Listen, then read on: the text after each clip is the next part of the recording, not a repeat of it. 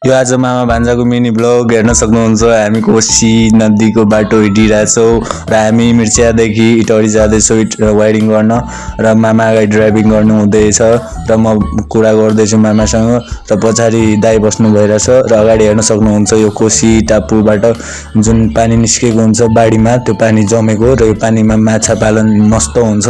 तपाईहरु हेर्न सक्नुहुन्छ साइड साइडमा कस्तो त्यो छ र ठ्याक्कै हामी कोशी पनि आइपुगेछौँ। कोशीको यो ब्यारेक रहेछ अनि 56 वटा ढोका भएको ब्यारेक छ, नेपालको सबैभन्दा लङ्गेस्ट ब्रिज है।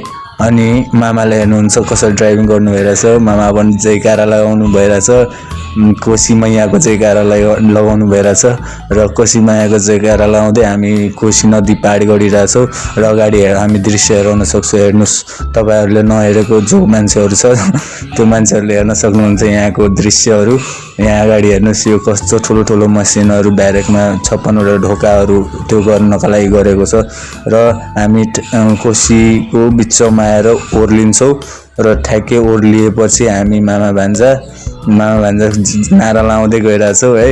नारा लाउँदै गइरहेछौँ र ठ्याक्कै हामी पार्कमा ओर्लियौँ र पार्कमा ओर्लिएपछि यताको फोहोर व्यवस्थापन हेर्दाखेरि कस्तो नराम्रो लाग्यो हामीलाई र ठ्याक्कै हामी त्यहाँबाट पनि गाडी चढेर हामी ठ्याक्कै इटहरी चोकमा आइपुगेछौँ र इटहरी चोकमा चोक पुग्नु लागिसकेछौँ र हामी चोक पुग्नुभन्दा अगाडि हामी यहाँको दृश्य हेराउन चाहन्छौँ कतिको जाम छ कतिको के छ।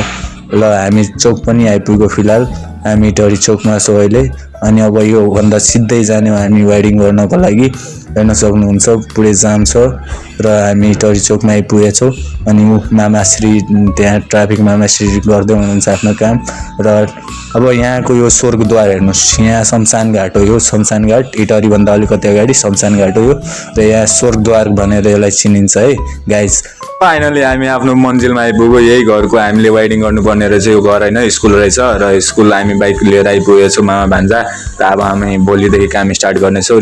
यो हाम्रो रुम रहेछ है, बस्नलाई हाम्रो रुम रहेछ र यो यतापट्टि डाइनिङ रुम रहेछ, यता टोयलेट रहेछ, फ्रेस रहेछ अनि यता अगाडि हेर्नुहोस् तपाईहरुलाई। अगाडि यता खाना बनाउँदै हुनुहुन्छ दाइ अनि यता बाहिर जाने बाटो भयो अनि यतापट्टि चाहिँ किचन रुम भयो अनि यतापट्टि यो